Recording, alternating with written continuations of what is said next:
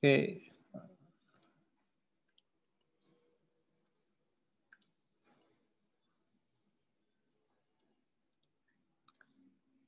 Sip. Jadi kita masuk di pertemuan kedua ya. Judul materinya kelas dan objek ya. Mungkin minggu lalu udah sempat saya bahas sedikit ya. Apa itu kelas dan apa itu objek. Nah, hari ini kita akan bahas lebih detail ya tentang apa itu kelas dan objek. Ya. Oke. Topik hari ini review JDK ya review sebentar ya. Udah pada install Java belum? Ya, Java atau JDK, ya, Java Development Kit. Ada yang belum install? Sudah, Pak. Harusnya sudah semua ya. Kalau nggak bisa ngerjain tugasnya nanti ya. Oke. Nah, memang kalau di apa namanya? Di Windows itu ya, ada step tambahan ya. Jadi setelah di-download, di-install begitu, kita harus nambahin ini ya, path variable ya. Gitu. Path variable itu stepnya ini masuk control panel, masuk properties, terus pilih environment variable ya, seperti itu. Nanti masukin path-nya. Kalau di sistem operasi yang lain biasanya udah otomatis ya. Jadi begitu diinstal gitu, terus dipakai di command prompt bisa. Tapi kalau di Windows itu kan memang kayak nggak, memang sistem operasinya tuh nggak ditujukan untuk pakai command prompt gitu loh. Kita kalau di Windows kan pakainya lebih ke GUI ya. Jadi modelnya klik-klik gitu ya, klik mouse, klik icon, klik apalah gitu. Jadi kan kalian kan pasti jarang pakai command prompt ngetikin perintah apa gitu kan jarang ya. Nah, begitu. Makanya ketika download sesuatu yang memang butuh command prompt ada step tambahan ya. Karena nggak didesain otomatis gitu ya. Nih, bagi yang bingung ini ada step-stepnya. Ya, jadi environment variable itu ini ya. Jadi kalau kalian dari control panel ini masuk ke sistem properties itu kan muncul ini ya. Ini tampilan Windows jadul ya, Windows XP itu, tapi untuk Windows yang sekarang ya sebenarnya sama aja sih menu-menunya ya. Menunya sama, cuman beda desainnya aja ya. Dan seingat saya ini cuma ada satu tombol ini doang, tidak ada error reporting-nya, ini nggak ada ya.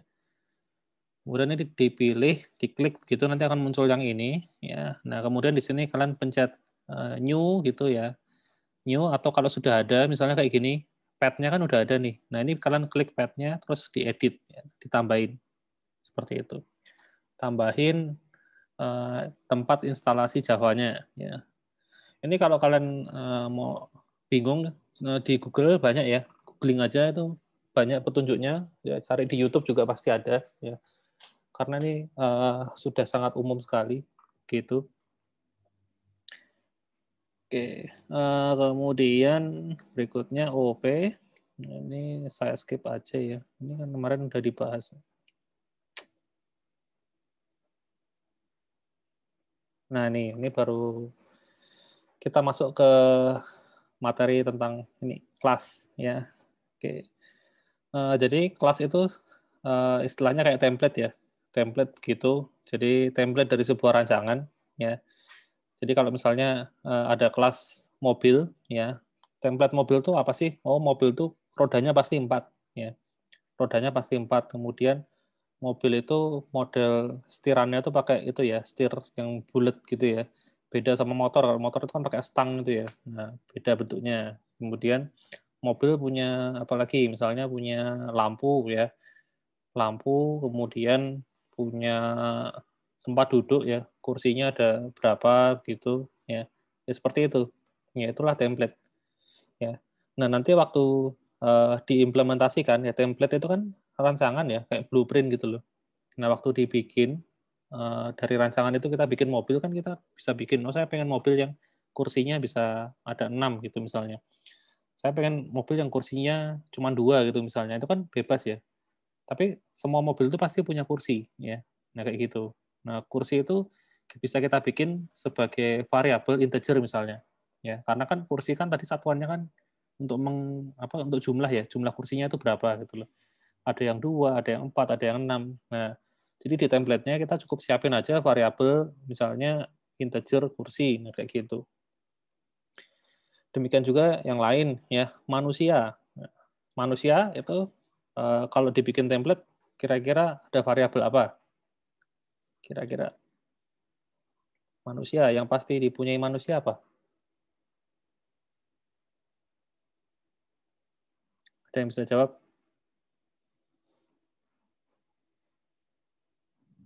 Nggak ada yang tahu? Seriusan? Ini yang umum aja enggak apa-apa, Pak. Yang umum aja nggak apa-apa. Ya udah punya tangan, punya kaki. Ya, punya tangan, punya kaki. Terus kalau yang kira-kira yang membedakan manusia satu dengan yang lain apa kira-kira? Akalnya, jenis kelaminnya juga. Ya, jenis kelamin. Paling gampang apa? Sifat, Pak. Oh, sifat. Namanya, Pak. Ya, bisa sih. Lebih kompleks gitu, Pak. Sangat kompleks. Yang paling simpel sebenarnya nama ya. Manusia punya nama. Pasti ada nama kan. Beda-beda gitu. Tanggal lahir itu bisa ya. Sifat ya bisa aja, tapi isiannya kompleks ya. Sifat pemarah, sifat ramah gitu ya. Ya intinya kayak gitu. Itu template. Jadi bisa kita bikin nanti kelas manusia, di dalamnya ada atribut sifat, ada nama, ada tanggal lahir, ya kayak gitu. Nanti isinya apa? Isinya tergantung implementasinya gitu. Misalnya bikin implementasi manusia itu namanya Adi gitu ya. Sifatnya apa? Oh, sifatnya pemarah misalnya kayak gitu ya. Kemudian tanggal lahirnya kapan? Tanggal lahirnya 1 Januari misalnya kayak gitu ya. Seperti itu. Ya. Itu jadi yang namanya kelas itu template ya. Jadi kita punya rancangan ya, kita mau bikin kelas manusia, ya udah kita tentukan atributnya apa aja. Nah, nanti isi dari atributnya baru kita bikin waktu implementasi ya. Gitu. Nah, kemudian kita kan tadi punya template yang disebut dengan kelas ya. Waktu kita bikin ya tadi kayak kelas manusia, kemudian kita bikin implementasinya ya manusia namanya Adi gitu. Nah, Adi itu disebut sebagai objek ya. Itulah objek. Jadi objek itu merupakan implementasi dari sebuah kelas ya. Jadi dari sebuah kelas itu kita bisa bikin banyak objek ya. Nanti ada objek Adi, ada objek Agus, ada objek Bambang gitu misalnya ya. Kayak gitu. Jadi objeknya bisa banyak ya. Seperti itu. Ya contohnya ini tadi ada kelas mobil juga ya. Mobil kita bisa bikin ada sedan, ada jeep, terus kemudian ada bis, ada truk ya, ya macam-macam ya. Kelas hewan juga ya ada harimau, ada kucing, anjing, bebek dan seterusnya. Kayak gitu. Nah, jadi kalau yang merupakan implementasi dari sebuah kelas ya, itu disebut sebagai objek ya. Di sini harimau itu kita sebut sebagai objek ya. Kucing juga kita sebut sebagai objek ya, karena kita punya kelas hewan ya. Di sini kita punya kelas hewan, maka kita bisa sebut kucing ini objek, harimau ini objek ya. Harimau sama kucing itu dibikin dari kelas yang sama, yaitu kelas hewan ya. Untuk kasus di slide ini ya. Kalau misalnya kalian mau bikin kelas kucing gimana? Kucing dibikin jadi sebuah kelas ya bisa aja gitu. Nanti diimplementasikannya misalnya ada kucing Persia, terus ada kucing Angora, ada kucing apa kayak gitu, itu juga bisa ya. Jadi itu tergantung kita. Gitu. Jadi nanti nggak mungkin ya ada pertanyaan kucing termasuk apa namanya kelas atau objek, nah, nggak mungkin karena kan tergantung kasusnya ya. Gitu. Ya kalau di slide ini kucing termasuk objek ya, karena dia merupakan implementasi dari hewan gitu. Tapi nanti kalau misalnya kalian mau bikin program untuk pet shop gitu, spesialis penanganan kucing gitu, ya kucing jadi sebuah kelas ya.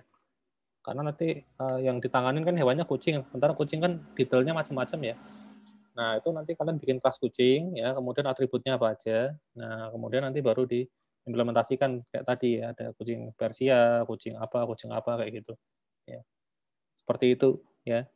Jadi kelas sama objek ini tergantung kita yang menentukan ya. Nah, proses penentuan pembentukan kelas ya, penentuan sebuah kelas dan atributnya itu disebut sebagai abstraksi ya. Gitu. Jadi kalau kalian belajar OOP kan pasti sering dengar istilah abstraksi. Nah, abstraksi itu. Jadi proses gimana kalian bikin sebuah kelas ya, itu namanya abstraksi. Termasuk menentukan atribut-atributnya di dalamnya. Gitu. Pertanyaan nggak ada, pasti skip dulu. Apa ini? Oh, ini Rubik ya. Rubik. Nah, Rubik itu kan macam-macam ya. Ada yang terdiri dari 2x2 ya, sisinya 2x2. Jadi 2 ke kiri, 2 ke kanan ya. Panjang kali lebarnya 2x2. Yang ini 3x3, ini 4x4, 5x5, 6x6, 7x7 ya. Seperti itu. Oke, jadi Rubik itu kan kalau kita mau bikin ini ya, bikin kelas Rubik ya.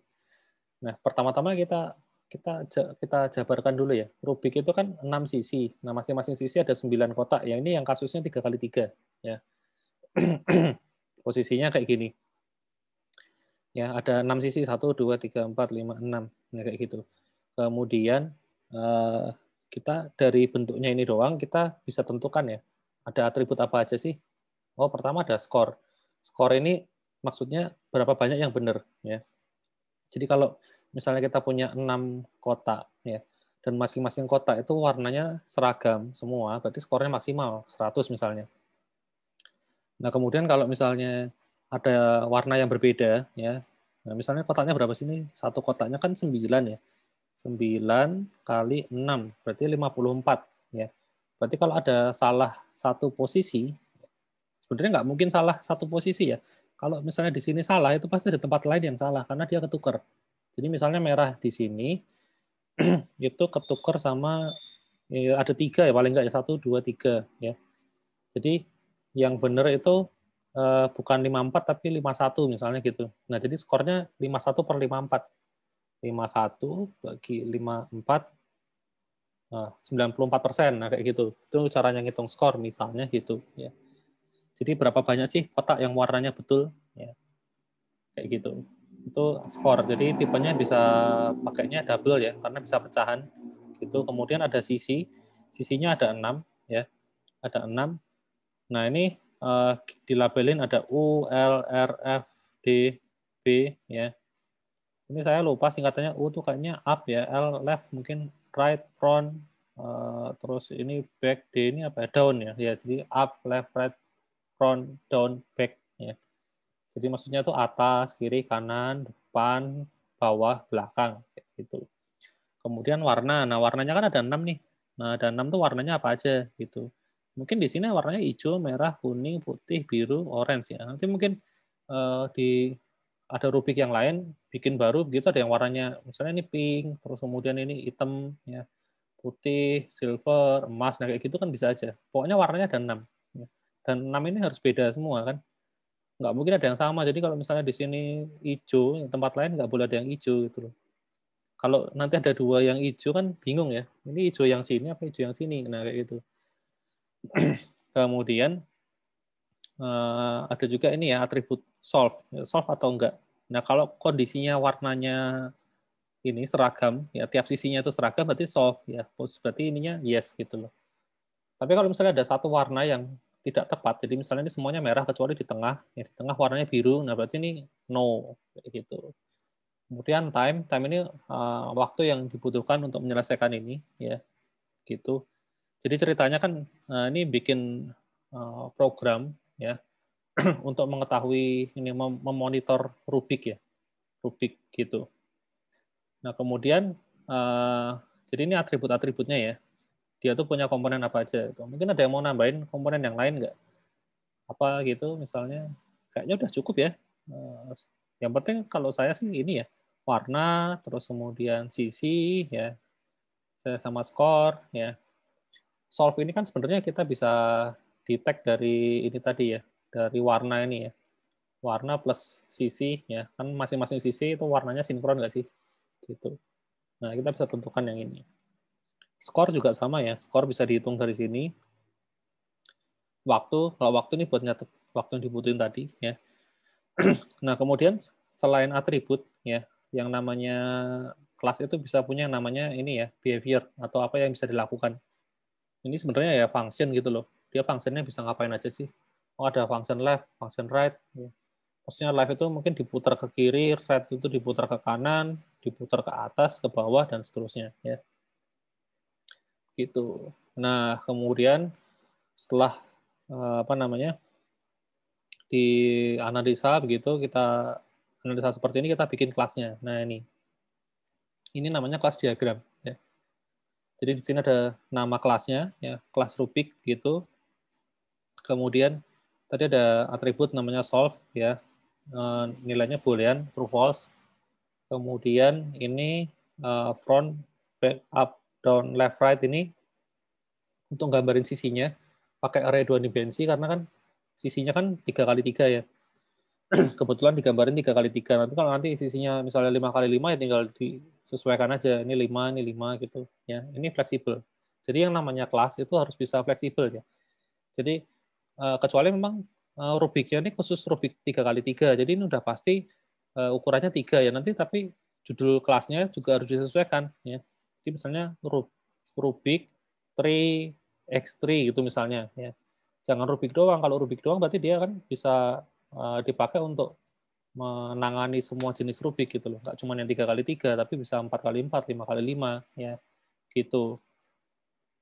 Jadi kalau bikin kelas itu ya disesuaikan. Jadi pastikan semuanya itu tercover ya dengan nama Rubik gitu loh. Jadi dia berarti kan bisa mengcover ini semua karena kan semua namanya Rubik ya. Ini Rubik, ya, semuanya Rubik gitu. Jadi pastikan dia bisa cover semuanya ya. Nah, kemudian ini atribut-atributnya. Jadi atributnya sebenarnya kan variabel ya. Variabel yang dimiliki oleh Rubik itu apa aja. Ya, kemudian yang di bawah ini untuk metode yang bisa dieksekusi ya. Rotate front, rotate back, rotate up, rotate down ya, dan seterusnya. Gitu. Nah, ini kelas Rubik ini nanti bisa kita pakai buat simulasi itu bisa ya. Simulasi Rubik. Jadi kalau misalnya kalian punya kasus kondisi Rubik di mana misalnya di sini warnanya ketukar dengan yang orange, di sini ketukar dengan yang biru dan seterusnya ya. Nah, nanti tinggal dimasukin ke kelasnya ya. Kemudian nanti kelas ini bisa dipakai untuk nge-solve itu ya. Untuk menyelesaikan itu waktunya butuh berapa lama dan seterusnya ya. Gitu. Jadi ini kayak semacam apa namanya? Sistem cerdas gitu ya buat menyelesaikan Rubik ya. Mungkin ada yang pernah lihat itu ya, ada robot yang bisa nyelesain Rubik itu di YouTube. Mungkin ada yang pernah lihat ya, bikin pakai robot gitu ya, robot tangan gitu. Ya, nah itu di dalamnya pasti ada kelas yang ya kurang lebih kayak gini bentuknya ya, seperti itu. Jadi kalau misalnya ini kita panggil metode rotate front itu nanti yang berubah itu variabel apa sama apa ya, berarti front sama up gitu misalnya ya. Kalau rotate back itu yang berubah berarti back sama down, nah, misalnya kayak gitu. Ya. Itu isinya itu nanti kayak gitu. Oke. Nah ini yang saya bilang tadi ya, abstraction. Ya. Jadi abstraction itu adalah proses membuat kelas ya. Jadi kalau kita punya kasus, ya contoh barusan kasusnya adalah kasus Rubik. Kemudian kita bikin jadi kelasnya, nah itu namanya abstraction. Ya, gitu. Jadi di dalam abstraction itu yang kita lakukan adalah kita harus tahu Rubik itu punya atribut apa ya dan punya metode apa. Intinya sih itu aja. Ya. Seperti itu. Nah, kalau di sini tulisannya mengambil bagian-bagian esensial saja relatif terhadap perspektif dan permasalahan yang dihadapi, ya kayak gitu. Nah, tapi intinya adalah ya proses penentuan itu atribut sama metodenya. Nah, itu kita sebut sebagai abstraction. Gitu. Nah, ini contoh yang lain ya. Mungkin ada yang pernah main game ini. Jadi kalau kita geser, nanti misalnya geser ke kanan, berarti ini dilempar ke kanan semua, dijumlahkan. Jumlahkan. Pokoknya intinya apa namanya? Kalau dijumlahkan semua harus ketemu ini 2048. Gitu. Jadi misalnya kalau digeser ke kanan kan 64 tambah 64 nih. Berarti 128. Nanti terus digeser ke bawah ditambahin gitu. Oke, ini kita skip aja. Ya kurang lebih intinya sama ya kayak Rubik tadi ya. Tentukan ini apa namanya? Atribut sama metodenya apa aja gitu. Kemudian, nah ini ya intinya abstraction itu proses menghasilkan sebuah kelas, ya. Gitu. Jadi outputnya berupa kelas, ya. Kelas ya minimal kelas diagram ya seperti ini ya. Kalau masalah isinya itu kan gampang ya, tinggal diimplementasiin aja gitu. Tapi kurang lebih secara konsep udah jelas. Jadi kayak misalnya game 2048 itu punya metode new game, up, down, left, and right. Ya emang cuma itu aja. Ya. Karena kita nggak bisa ngapa-ngapain, yang lain mau ngapain. Ya. Kalau kita pilih, kan tampilannya seperti ini. Ya. Kalau kita pencet tombol new game, berarti nanti dia manggil function ini, new game. Ya. Terus kemudian kalau kita swipe ke kanan, berarti dia manggil metode right. Ya. Nah, setiap metode, ya, setiap kali metode ini dipanggil, bagian value-nya akan berubah. Ya. Nah, kemudian kalau misalnya value-nya ini sampai ketemu ada value yang nilainya 2048, berarti nilai win ini tipenya boolean, ya, jadi true, ya, kayak gitu misalnya. Kemudian di sini ada variable score. Nah, score ini kayaknya jumlah langkah, ya, sama waktu. Ya. Kalau best score ini skor tertinggi dari yang pernah ada. Ya. Kalau kita pernah main 10 kali, gitu, ya, yang paling tinggi berapa? Gitu. Seperti itu semua proses itu namanya abstraction. Ya. Gitu. Kemudian, nah ini kelas dan objek tadi saya sudah bahas di depan ya. Oh ya, ini saya jelasin dulu nih format dari kelas diagram ya. Kelas diagram itu pasti terdiri dari 3 kotak ya. Jadi yang paling atas ini nama kelasnya ya, nama kelasnya. Kemudian yang di bawahnya ini atributnya ya.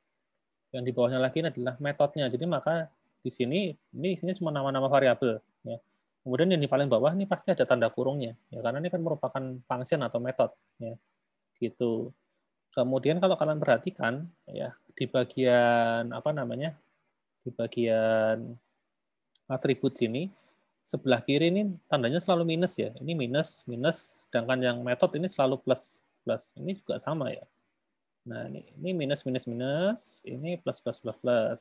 Ya, kemudian yang tadi sebelumnya juga. Nah, ini juga sama. Minus semua, ini plus semua. Itu ada artinya ya. Itu ada artinya. Itu namanya access modifier. Ya. Gitu. Apakah yang di sini itu selalu minus? Ya, jawabannya enggak. Ya. Kadang-kadang ini bisa plus. Ya. Kadang-kadang bisa simbol yang lain. Ada pagar sama cacing. Ya. Gitu. Nah, makanya kapan? Nah, nanti kita bahas ya, ada sendiri.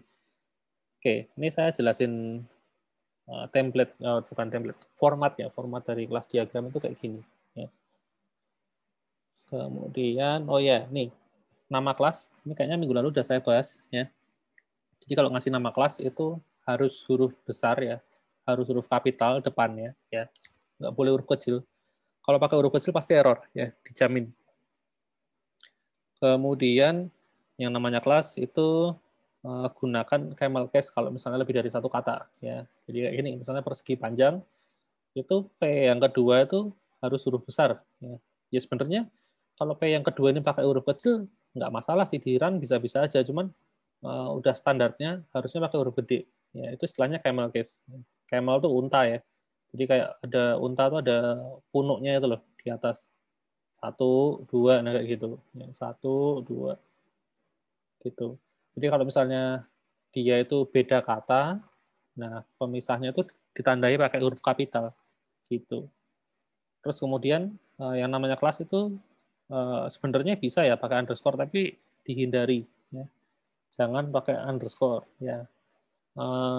Sih sebenarnya apa ya, nggak error juga sih, cuman di mana-mana pasti kalian nggak akan pernah ketemu gitu yang namanya kelas pakai underscore. Ya, kalau ada yang pakai pasti orangnya itu baru belajar kayak gitu ya, gampangnya.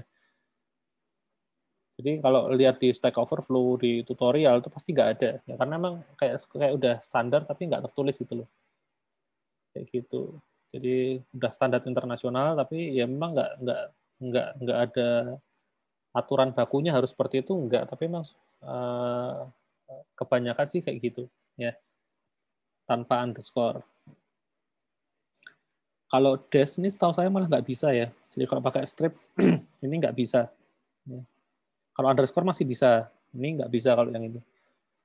Kemudian, nah kalau untuk nama ini, nama atribut atau state dan function ya atau behavior itu diawali huruf kecil.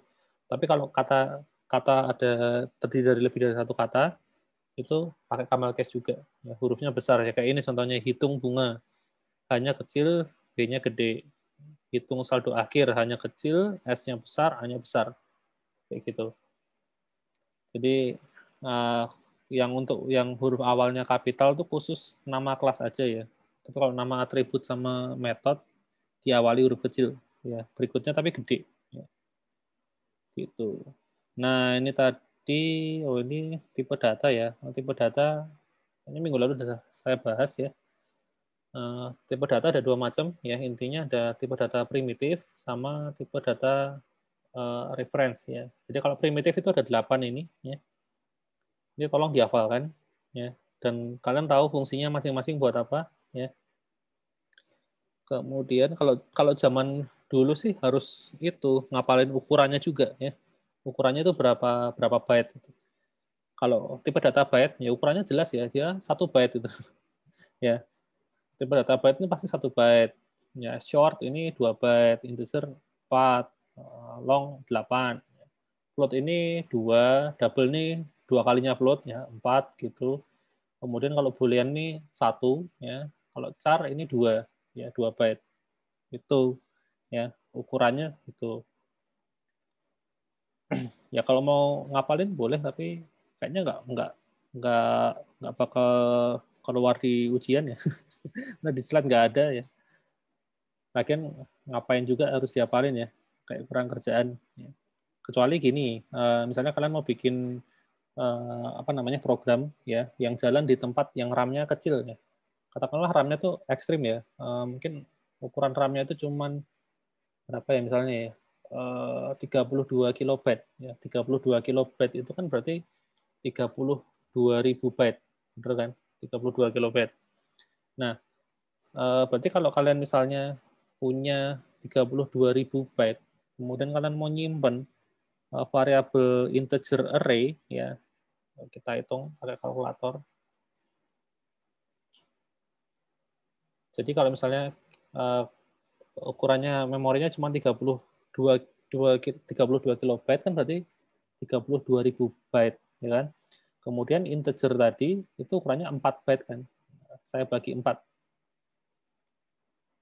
Ketemu 8.000. Berarti kalau kalian bikin integer array of integer gitu, berarti kapasitas maksimalnya 8.000 gitu. Ya tujuannya buat kayak gitu sih, ngitung-ngitung kayak gitu.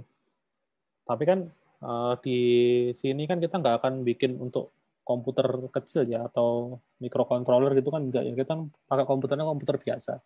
RAM-nya kan 4 GB, 8 GB atau bahkan 16 mungkin ya. Nah, itu kalian mau bikin integer yang kapasitasnya berapa? 1 juta gitu aja mungkin masih kuat ya. Paling kalau nggak kuat itu karena compilernya ya. Di compilernya apa ya istilahnya ya? Kayak dibatasin gitu ya, di limit gitu. Seperti itu.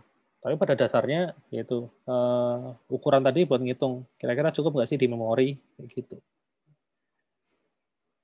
Itu tipe data primitif ya. Nah, kalau tipe data selain 8 ini itu disebut sebagai tipe data reference ya. Disebut sebagai tipe data reference atau istilahnya tadi ya. Semua tipe data reference itu merupakan objek ya. Merupakan tipe data objek yang barusan kita bahas ya. Kelas dan objek. Jadi kalau kita bikin objek itu merupakan tipe data reference. Seperti itu. Kemudian apa lagi? Oh ya, ini hurufnya kecil ya. Jadi kalau bikin tipe data primitif itu hurufnya kecil semua ya. Khusus tipe data primitif. Kalau reference kan hurufnya kapital dia. Karena kan dia dibikin dari sebuah kelas ya. Jadi kan sementara kelas itu sendiri selalu diawali kapital. Jadi huruf awalnya pasti huruf besar ya. Gitu. Kemudian ini yang namanya tipe data reference itu kan dia istilahnya merupakan referensi ya. Kenapa kok namanya reference? Karena ya sebentar di Python kemarin nggak ya? Pernah dibahas tentang ini nggak ya? di Alpro terutama masalah tipe data, bukan tipe data ya, fungsi by value dan fungsi by reference. Karena saya nggak ngajar Alpro, jadi saya kurang tahu. Ada dibahas nggak ya?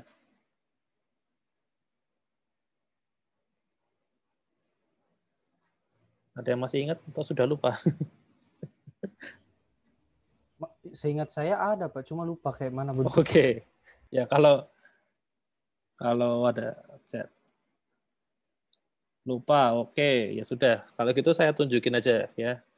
Saya demokan. Apa sih sebenarnya yang disebut dengan reference tuh? Ini kan ada definisi yang kedua, merupakan referensi ke sebuah objek. Nah, yang disebut referensi itu apa sih? Nah, oke, saya demokan aja biar jelas ya. Harusnya sih sudah diajarin ya harusnya, tapi barangkali kalian mungkin lupa ya. Jadi saya bikin aja. Saya bikin satu kelas ya. Main.java kelas main, kemudian saya bikin ini Pak, itu publik Pak. oh iya, nah saya bikin seperti ini ya, kemudian saya bikin satu kelas ini, kelas misalnya kelas angka ya. Ini ada public integer nilai misalnya angka.java kok JAV ini artinya lain. Mana desktop. Nah, buka lagi. Oke, ini ya. Jadi saya punya kelas angka yang isinya bisa menyimpan sebuah nilai begitu. Nah, di sini ada kelas main. Jadi tujuannya saya mau bikin ini kelas angka. Ya, saya kasih nama variabelnya A. Kemudian di sini kan harus pakai kayak gini ya, new angka. Ya, jadi kalau bikin objek kan harus pakai new terus nama ininya, nama kelasnya diikuti dengan kurung buka kurung tutup. Ini namanya konstruktor. Nah, kemudian kalau kita mau ngisi nilai di sini ya, kita ngisi nilai di sini itu tinggal pakai titik kok nilai sih A titik nilai kita isi dengan angka 10 misalnya, kemudian saya coba print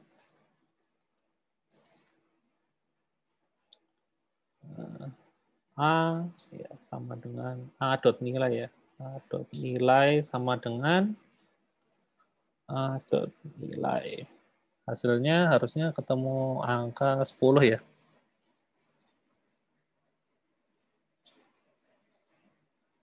Nah ini, yang ini. A dot nilai sama dengan 10. Outputnya di sini seperti itu. Nah, sekarang saya bikin ini, simulasi gini. Pertama-tama ini dulu. Saya punya integer X sama dengan 1, integer Y sama dengan 2. Kemudian integer, bukan gini, ding. Saya integer Y sama dengan X. Jadi saya punya variabel X, nilainya 1. Saya punya variabel Y, itu saya isi nilainya dengan X. Kemudian variabel X saya ganti nilainya 5 misalnya. Kemudian saya print. Ini saya komen dulu aja.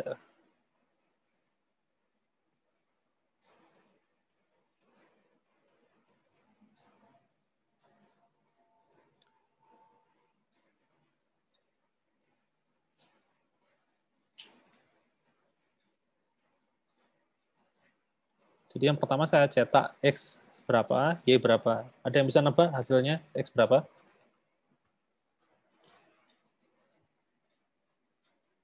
Ini nggak pakai ini ya. Nah, ini outputnya berapa? 5, Pak. 5. Yang ini?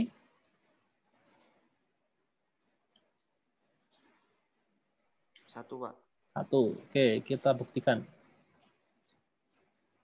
X5. Nah, X5 Y1. Betul ya? Betul. Nah, sekarang kita coba simulasikan hal yang sama ke sini, ke apa namanya? Ke objek angka ini ya. Kan sebenarnya ini intinya sama ya. Objek angka ini kan dia juga nyimpan nilai gitu loh. Tapi kita bungkus ke dalam sebuah kelas ya. Jadi dia merupakan tipe data reference ya karena berupa kelas ya. Angkanya saya kasih sama aja deh. Ini 1. Terus kemudian saya bikin B yang itu sama dengan A. Kemudian apa namanya? A dot nilai saya ganti dengan 5 ya. Kemudian saya cetak dua-duanya ya. A dot nilai berapa? Yang ini B dot nilai berapa? Nah, ada yang bisa nebak hasilnya? Yang ini berapa?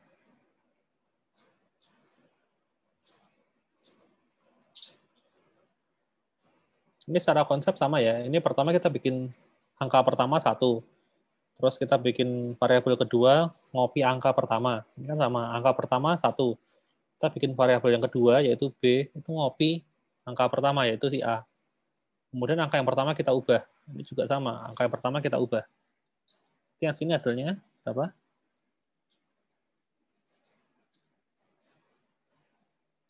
5. 5. Yang sini? 1. 1. Nah, kita buktikan. Nah, ini dia bedanya ya. Ternyata hasilnya dua-duanya 5 ya. Beda dengan yang integer tadi. Yang integer tadi kan yang pertama 5, yang kedua kan 1. Nah, saya jelasin prosesnya ya. Jadi di sini kan kita cuma punya satu variabel yaitu X. Maka X nilainya 1. Kemudian di sini kita punya 2 variabel ya. Kita punya X nilainya 1, kita punya Y nilainya 1. Kemudian di sini kita punya X nilainya 5, sementara Y kan nggak berubah, nilainya 1. Jadi ketika kita print, ya hasilnya X-nya itu 5, Y-nya itu 1. Kayak gitu. Nah, ini tipe data primitif ya. Nah, sekarang di sini kan tipe data reference ya. Tipe data bedanya adalah, nah di sini kan kita punya, di sini masih punya satu variabel doang ya, yaitu A. Nah, nilainya A itu 1. Kemudian di sini kita bikin B. Nah, waktu kita bikin B, itu nilainya A masih 1, nilainya B ngopi dari A, yaitu 1. Nah, sekarang di sini kita ubah nilainya A itu jadi 5. Ya. Nilainya A 5. Nah, bagaimana dengan nilai B? Nah, di sini tuh sebenarnya nilai B itu juga ikut berubah jadi 5. Gitu. Kenapa? Karena yang namanya tipe data reference, ya, ketika kita bikin seperti ini, statement yang ini, ya, B itu sama dengan A. Ya. Artinya apa? Artinya B sama A itu merupakan satu entitas yang sama. Gitu loh. Jadi kalau misalnya kita, jadi B sama A itu sebenarnya sama. Ibaratnya gini, kayak ada orang, ya, orang itu bikin KTP 2 kali, ya, tapi namanya beda. Jadi dia pengen nyamar gitu loh, nyamar jadi orang lain. Jadi dia punya KTP dua biji ya. Yang pertama KTP-nya atas nama si A, yang kedua KTP-nya atas nama si B. Tapi kan sebenarnya kan orangnya tuh orang yang sama gitu loh. Jadi kalau misalnya orangnya tuh sakit ya, entah si A atau si B ya dua-duanya sakit, itu kan sebenarnya orang yang sama gitu. Kalau dia mati itu ya ini A sama B juga mati semua gitu loh. Karena kan orang yang sama. Nah, makanya karena di sini B itu sama dengan si A itu. Jadi menunjukkan bahwa B sama A itu adalah merupakan objek yang sama. Jadi ketika kita ubah nilainya A itu jadi 5, maka di sini yang terjadi adalah B juga ikut berubah jadi 5. Demikian juga kalau di sini kita ubah ya, B saya ubah nilainya jadi 100 gitu misalnya. Maka yang terjadi A itu juga berubah jadi 100, B juga berubah jadi 100. Ya, maka di sini dua-duanya harusnya 100 semua. Gitu. Kalau ini pakai cara yang di atas kan yang berubah harusnya cuma B doang ya, jadi 100. Si A tetap nilai terakhir yaitu 5. Kalau itu pakai yang primitif. Tapi kalau pakai yang reference, itu kalau kita ganti salah satu, ya semuanya kena. Gitu. Jadi kalau saya run, ya. Nah, ini hasilnya 100 semua. Gitu. Jadi itu sebenarnya arti dari yang ini tadi. Nah, yang baris kedua loh merupakan referensi, ya, referensi ke sebuah objek. Ya, referensi itu ya maksudnya kalau kita merefer sesuatu, ya berarti kita jadi yang kita refer, jadi satu lah istilahnya kayak gitu. Ya, gitu. Itulah yang disebut dengan ini reference data type. Perbedaannya yang paling mendasar sebenarnya di situ. Ya. Jadi kalau kalian bikin ada dua variabel gini, kemudian kalian bukan dua objek, sorry ya, dua objek, kemudian kalian pakai statement seperti ini, ya maka dia sebenarnya jadi satu ya, jadi merefer hal yang sama gitu loh. Jadi entah A atau B itu sebenarnya dua hal yang sama. Nah sekarang kalau misalnya kita pengen bikin ada dua objek, tapi kita pengen perlakuannya kayak yang di atas ini. Jadi sebenarnya A sama B itu bisa diubah sendiri-sendiri. Ya yang kita copy nilainya, ya jangan kayak gini. Yang di copy jangan objeknya, tapi nilainya. Jadi B titik nilai ya sama dengan A titik nilai. Nah kalau yang ini itu yang kita copy adalah nilainya. Kita copy nilainya saja. Nah ini seperti ini. Nah ini baru hasilnya bisa beda. Jadi kalau kita print A itu 5, B itu 100. Ya, itu karena baris yang ini. Kita coba. Oke. Oh, sorry. Ini masih ada ini ya. Ini harus dibikin objek sendiri ya. Nah, ini nggak boleh sama dengan A, tapi harus kita bikin jadi objek sendiri. Nah, ini baru bisa beda. Ya. A itu 5, B itu 100. Karena A itu objek baru, ya, new angka, B itu juga objek baru, new angka. Jadi dua ini punya nyawa sendiri-sendiri. Nah, kalau kita bikin kayak tadi, ya B sama dengan A, itu sebenarnya mereka itu satu objek yang sama. Cuman kita labelin ada dua label. Gitu. Ya, seperti itu. Ya, itu penjelasan untuk yang ini tadi ya, reference data type. Kayaknya di sini ada nggak ya? Ini deklarasi, ya. Udah saya tunjukin barusan. Ini contoh kelas, ya. Kayaknya nggak ada masalah. Demo persegi Pak, panjang.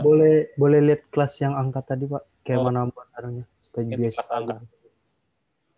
Kayak gini. Oh, jadi kita kasih public di depannya itu ya, Pak? Iya, karena kalau nggak kita kasih public, misalnya kita kosongin, ini kayaknya nggak bakal bisa kayak gini ya. Oh, masih bisa ya. Kalau private, sorry. Biasanya kan di dalam sini kan selalu private ya. Oh ya, baru ini.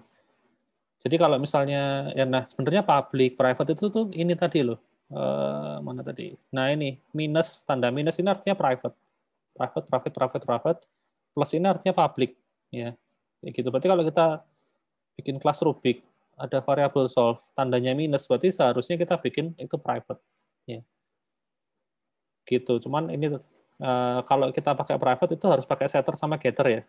Kayaknya sih penjelasannya bukan untuk minggu ini ya. Kayaknya minggu depan sebentar. Nah, ini. Ya, minggu depan ya. Minggu depan kita bahas itu masuk yang ini loh, access modifier. Itu ngomongin private, public itu di sini. Ya. Minggu depan. Minggu ini kan baru objek, class, atribut, metode ya. Oke. Seperti Oke, itu. Pak. Terima kasih, Pak. Oke. Ini kelasnya saya balikin dulu public. Pak mau tanya Pak. Oke. Yang new angka itu maksudnya gimana ya Pak ya? Saya kurang paham yang angka A sama dengan new angka itu. Oh ini ya. Ya cara jalan nganunya. Oke. Jadi sebenarnya gini, yang namanya objek, ya objek itu kalau kita mau bikin itu memang harus caranya seperti ini. Jadi formatnya adalah ini pembuatan objek ya. Pembuatan objek itu formatnya pertama nama kelas ya. Nama kelasnya apa, kemudian variabelnya apa, spasi variabel sama dengan, nah ini memang harus pakai new ya, new kemudian ini nama kelas kita ulang di sini, dikasih kurung buka sama kurung tutup. Nah, formatnya begini. Nama kelas, kemudian ini variabel, nama variabel gitu.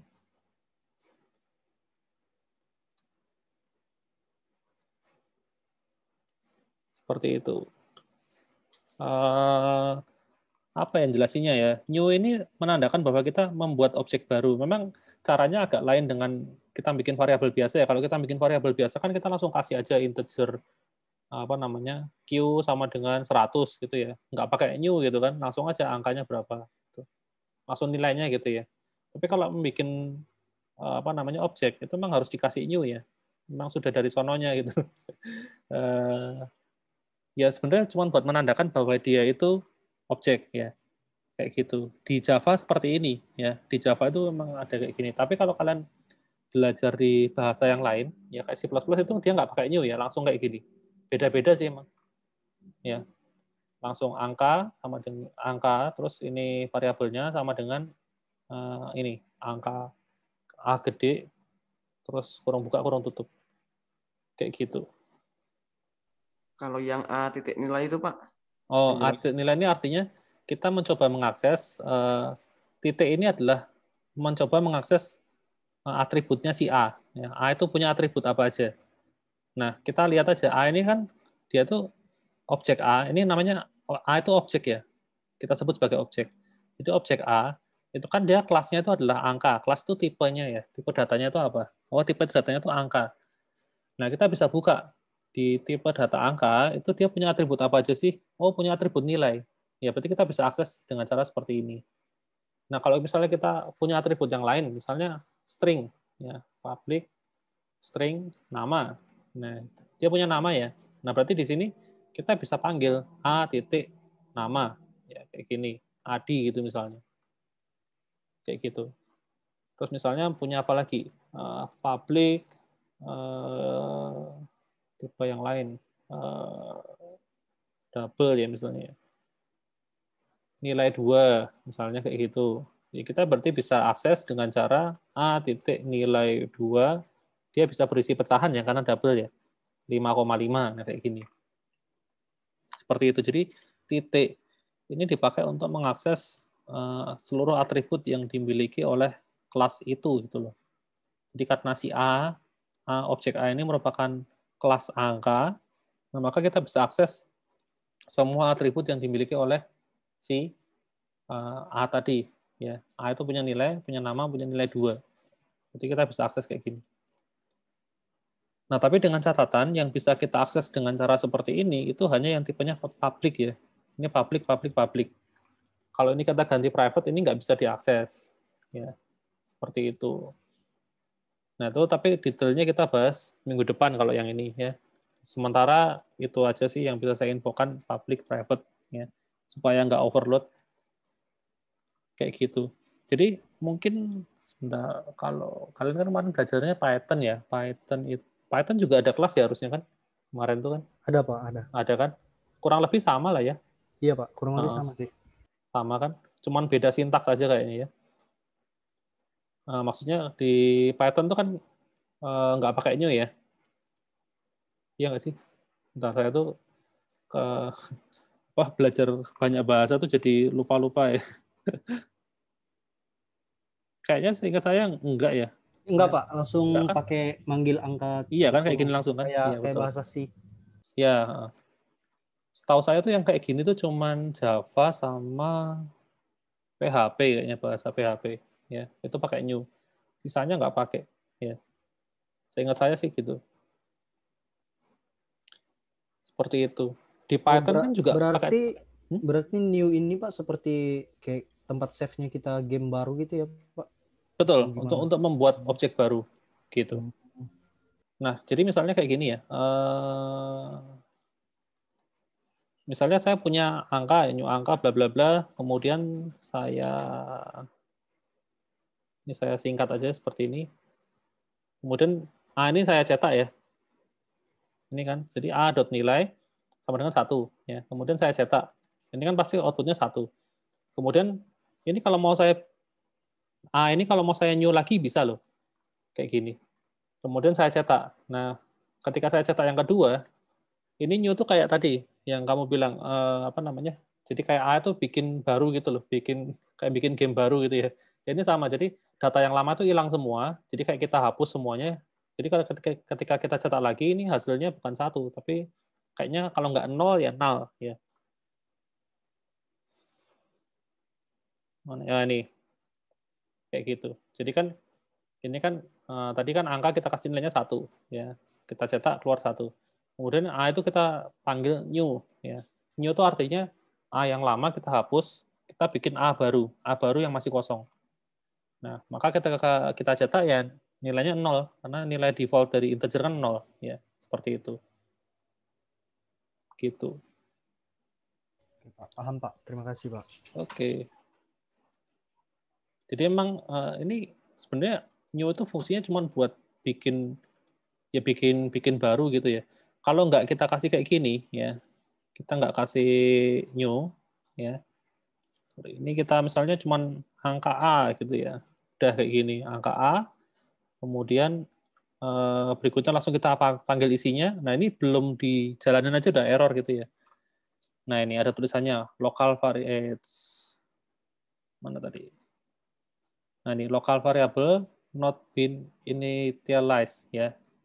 Belum diinisialisasi gitu. Ya proses inisialisasi itu ya ini new angka. Nah, ini yang saya blok ini namanya proses inisialisasi ya. Itu ini. Gitu. Oke. Berikutnya mana sih tadi? Ini tadi ya. Ini sudah demo sudah. Nah ini baru dibahas lebih detailnya ya. Ini ada sih. Jadi prosesnya itu namanya inisialisasi atau instansiasi ya. Instantiation sama aja sih. Artinya sama ya. Dia harus menggunakan keyword new ya. Nah, jadi ini nama kelasnya, kemudian ini nama variabelnya, kemudian memang harus kata-katanya harus new gini. Kemudian di sini itu pasti namanya sama ya.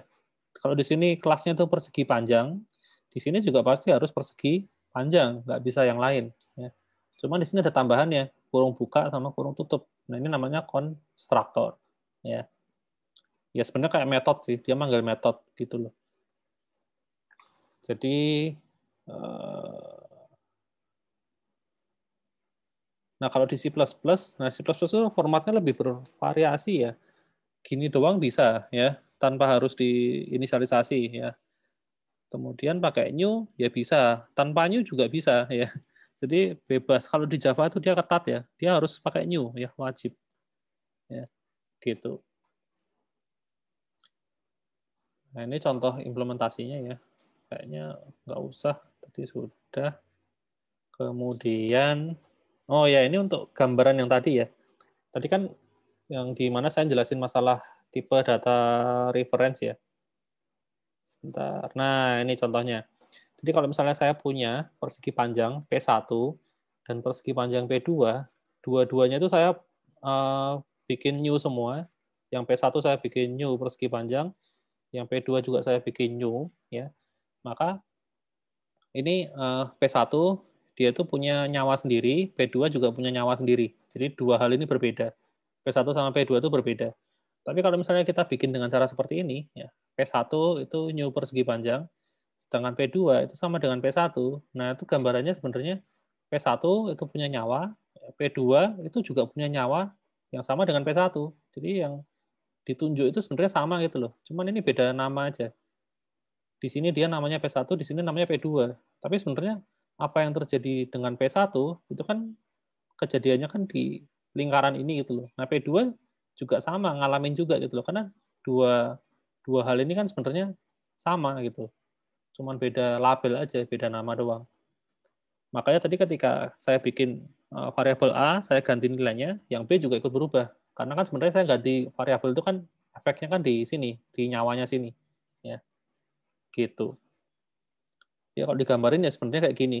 Ya ini yang disebut dengan reference ya. Anak panah ini yang namanya reference itu kayak gini. Ya. P1 itu nge-reference ke objek bulat ini, P2 juga objek bulat yang sama. Sedangkan kalau yang ini kan objek bulatannya kan beda, ada 2 bulatan gitu loh. P1 ke bulatan yang atas, P2 ke bulatan yang bawah. Ya. Reference-nya beda. Gitu. Kemudian kalau kita nggak menginisialisasi seperti ini, ya kayak contoh yang barusan tadi ya, saya nggak panggil new gitu, jadi sebenarnya dia nggak ada objek apa-apa yang belum ada nyawanya gitu, atau istilahnya null. Maka ini yang berbahaya kalau di Java itu, kalau ada sesuatu yang null itu pasti bikin error ya. Nah, tadi aja kalau ini belum di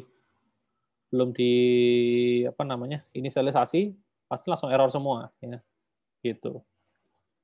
Karena dia masih bersifat null istilahnya. Pertanyaan, demo. Oh, sudah selesai. Ini tinggal question. Oh, masih deh, sorry.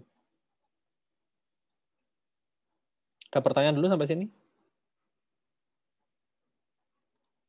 Belum ada Pak, masih jelas. Oke. Ini tadi sudah saya bahas ya. Oke, kemudian ini apa? Gambarkan memori diagram, nggak usah lah ya. Menggambarin kita nggak ada papan tulis nih. Bukan di kelas soalnya.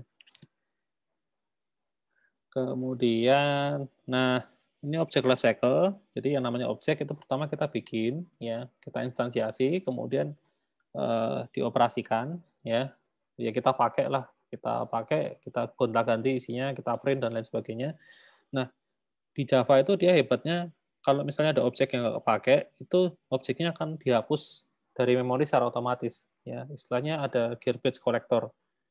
Jadi kalau misalnya ada objek yang kira-kira ini udah nggak akan dipakai di baris-baris berikutnya, ya dia langsung dihapus gitu aja. Ya. Jadi itu salah satu keunggulan Java ya, hemat memori ya karena ini dia bisa ngapus barang-barang yang tidak berguna gitu ya, secara otomatis. Gitu. Kemudian ini contoh doang ya.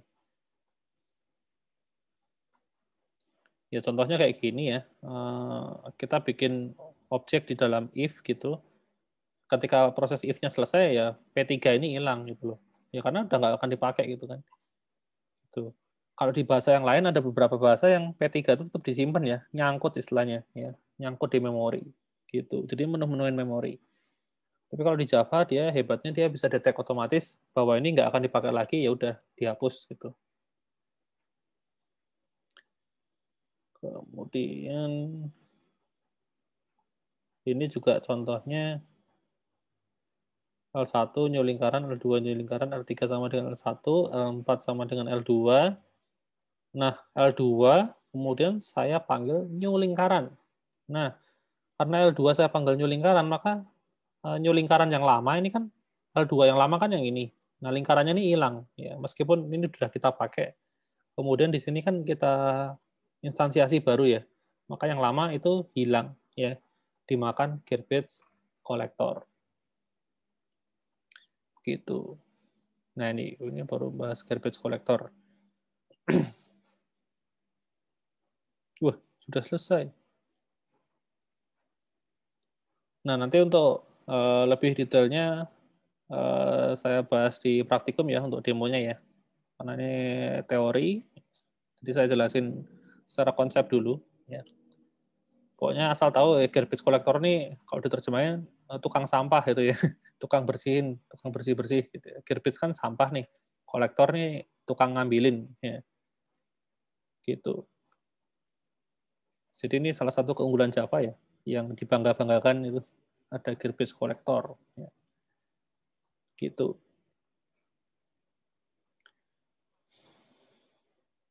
Sudah 1 jam ternyata ya, lumayan juga.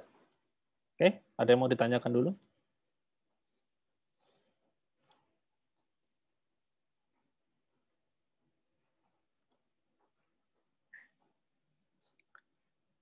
Sepertinya tidak ada.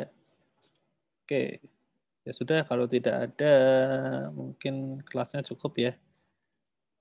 Kita istirahat kira-kira setengah jam berarti ya. Nanti lanjut untuk praktikumnya ya. Oke, presensi jangan lupa ya. Udah semua? Kayaknya sih udah. Oh, sudah. Ya sudah, kalau gitu sampai ketemu nanti ya, setengah jam lagi. Saya tutup dulu. Ya, Pak. Linknya Terima masih kasih, sama Pak. ya nih ya? Oke, Pak. Oke, sip. Makasih, Pak. Oke.